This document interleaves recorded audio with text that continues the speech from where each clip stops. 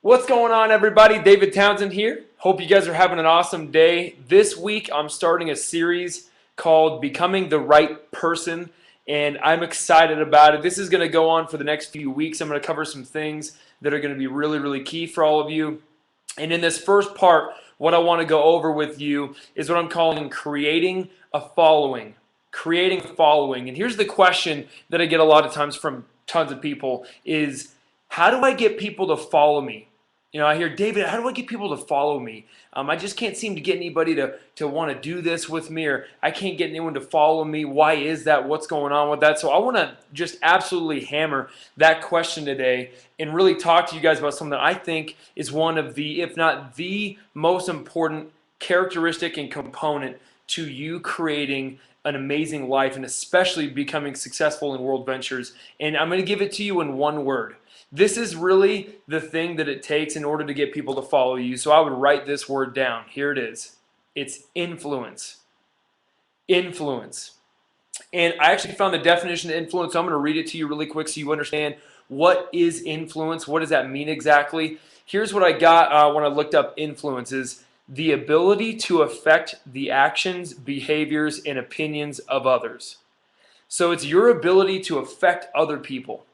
So how well are you doing with affecting other people? And when I got started in World Ventures, that might be one of the best stories I could really tell you, because when I first got involved with World Ventures, I had zero influence. All right, so that's just where I was. And there are other people in the company who had more when they started. So it doesn't really matter where you start, because wherever you start, whether you have a ton of influence or zero influence, you can always change that. But I'll give you a good story, basically. A lot of you guys know who Eric Grzybowski is. The dude is a beast in the business. He's a legend in World Ventures, $1 million earner, IMD in the company.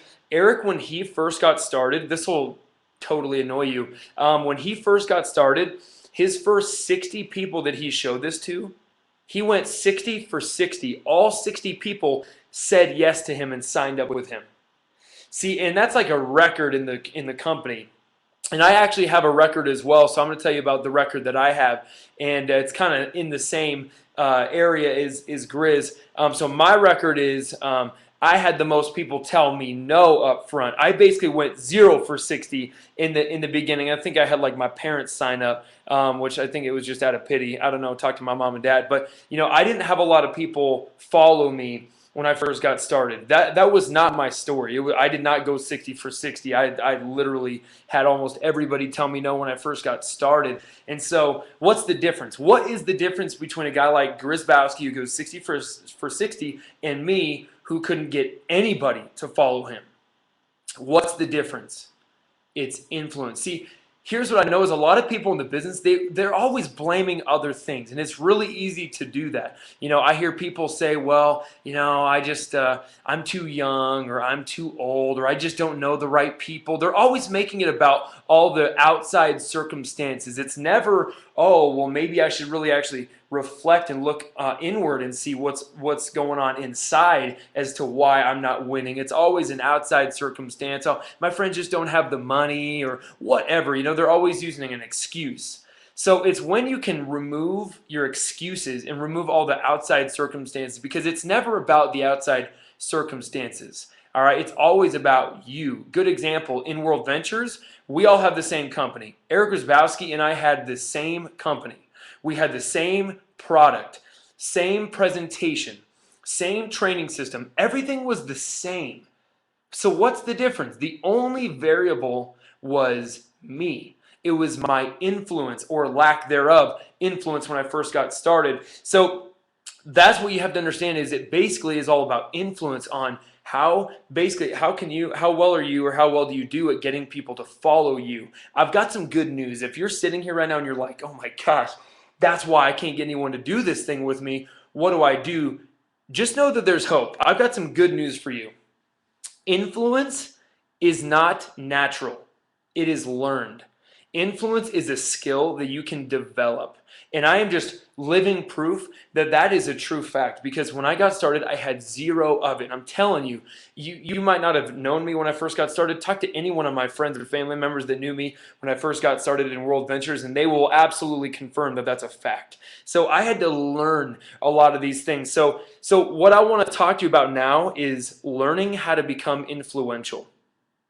And the biggest thing is you have to commit to the process, because this doesn't happen overnight. So wherever you are on the influential scale, whether you're at a 0 or a 10, you've got to commit to the process of growing that influence within you. And listen, this is not easy. I'm telling you straight up, this is a process that will take years, and it's really a never-ending process of growing your influence with other people. So you got to be dead serious about wanting to do it, because what is going to happen if you aren't dead serious about it is you're going to get frustrated at other people and why you can't get anyone to follow you, and you're going to quit. You have to commit to the process of becoming an influencer right now. When you can make the decision, now you can open up to, well, then what does it take to become that type of person? So we're going to dive into this right now. We're going to dive into what are the characteristics of an influencer. Well, I want you to think about who in your life, who do you respect? Who has influence with you, and why do they have that influence? Just take a second, think about who are the people in your life that really actually influence you. Who makes a difference for you? Why do you follow them, and why do you respect them? What is it about them that makes you want to follow that person? Why do they influence you? There are 4 main characteristics that I'm going to go through right now that I highly recommend you write down and take note of, because these are 4 characteristics that I know for a fact are a part of every influencer. So I'm going to give you 4 characteristics of an influencer that you can start to adopt right now. Now, there's probably more than 4, but just in my mind and what I've studied, these 4 right here are absolutes. You have to have these 4. So there may be more, and you might be thinking of more, but these 4 right here are core, absolute characteristics for an influencer. Number 1, I'm just going to give it to you right now. Number 1 is vision. You have to know where you're going. No question about it. A leader has to know where they're going. If you're expecting people to follow you and you don't know where you're going, that's exactly why you fail. You have got to know exactly where you're going. People will not follow you unless you know the destination of where you are heading. That's just a fact. You've got to know it. So you've got to have a vision, and you've got to be able to cast that vision with other people and tell people where you're going. When you're showing World Ventures, are you telling people where you're going? When you're around your team members, are you telling them where you're going? Are you casting a vision, not even just for where you're going, but where they are heading and where you are taking them as a team? That is so key. Good example, Martin Luther King. Think about Martin Luther King. Think about the vision that guy had and he cast for other people. His famous speech, I Have a Dream, and the vision he was casting for what he had in his mind, for what he wanted to create for other people. Think about the vision for where he was going. He had so much vision. He knew exactly where he was going. That is why people followed him. Number 2, certainty. You've got to be confident in what you're doing and in yourself. You've got to believe that you can do this thing. People naturally follow others who are stronger than themselves. So if you are weak in your confidence, if you're weak in your posture, if you're weak in your certainty, no one will follow that. You have got to be certain. So when you're casting vision, are you confident about it? Do you know where you're going? Do you have passion about it? Is it certain? Or are they looking at you and they're going, yeah, I hear the words you're saying, but at the same time, I don't really believe it because I can tell you're not very confident in that. You're doubting everything you're saying right now. Can you see that? It's like a dog can smell fear. People can do the same thing. So if you're not totally certain in what you're doing, it's got to ooze out of you. And I'm not telling you that you have to be some crazy over-the-top person. If you're kind of more of an introverted type of person and you're not eccentric, that doesn't matter. You can think of Lorenzo Roybal, for instance, or Brian Brown. Both of those guys are not over-the-top people if you've been around them. But both of those guys have massive followings. So it's not like you have to be crazy about it, but you do have to be certain Those two guys know where they're going, exactly where they're going. Think about David Peach. Think about any one of the top leaders in World Ventures. These guys have absolute certainty in their mind. I want you to think about it like this. If God took you out of the room right now where you're at, maybe off your couch, and he took you into the future right now, and he showed you your life in the future, and he showed you a moment where you were standing on stage, and you started looking around and you notice that this is a arena that you're in, and the arena is jam-packed. There's thousands of people in this arena, and then you notice that they're all standing on their chairs, and then you hear the noise, and you can hear that they're actually cheering, and they're chanting and shouting, and then you recognize that they're actually chanting your name, and you're on stage, and then you notice that Marcus Setta is standing right next to you, and he's handing you the microphone. Wayne Nugent is behind you, and you're getting ready to share your story as the newest international marketing director in World Ventures. I want you to think about that moment. God shows you that in the future, and it was as real as you looking at the back of your hand right now. And then he takes you back to this moment in this time, and he says, that's your future. There's no doubt about it. You saw it, you felt it. There was no question in your mind. How would you respond to people at that point? After that experience, would you care at all if somebody told you no? Would you care at all about calling your chicken list, the people you're kind of nervous to talk to? Would you say hi to the person at Starbucks, or would you walk away like a weenie again because you're kind of nervous to say something to them? You would just do it because you knew you were an IMD. Would you be stressed out about it? Would you be kind of doubtful? Would you be kind of timid? Or would you just have this certainty about you that you knew it? You knew it was going to be there, so you just walked with this different posture because you knew it. That's what a leader has. That's what an influencer has, is certainty.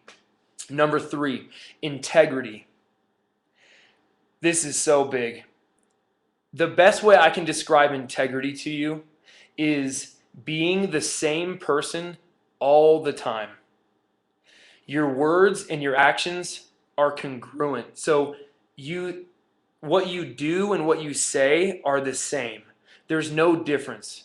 What I've also heard it this way with integrity is basically, what are you doing when no one's looking? Really, when no one's paying attention, how are you acting? What are you doing?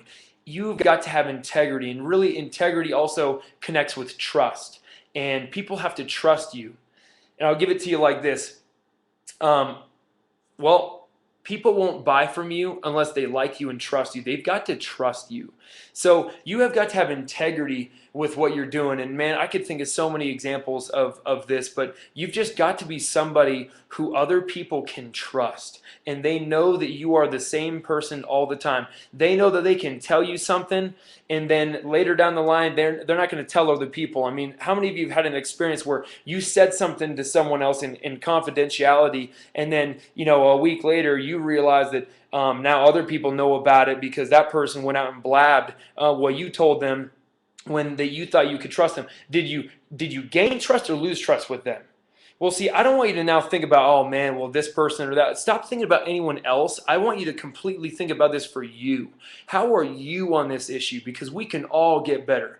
Okay, I'm talking about a lot of things right now that I struggle with, so just understand, we can all get better. So think about it for you. How can you get better at gaining trust with people by being somebody who they can trust? And you have integrity. When you say you're going to do something, you actually do it. If you tell somebody that you're going to be at a travel party and then you're not feeling really good, and you might have a lot of reasons why you could actually cancel on them, but you said you would do it, doing it. That's how you gain trust with people. That's how you gain integrity with people. And people follow integrity. They will not follow you unless they respect you and trust you.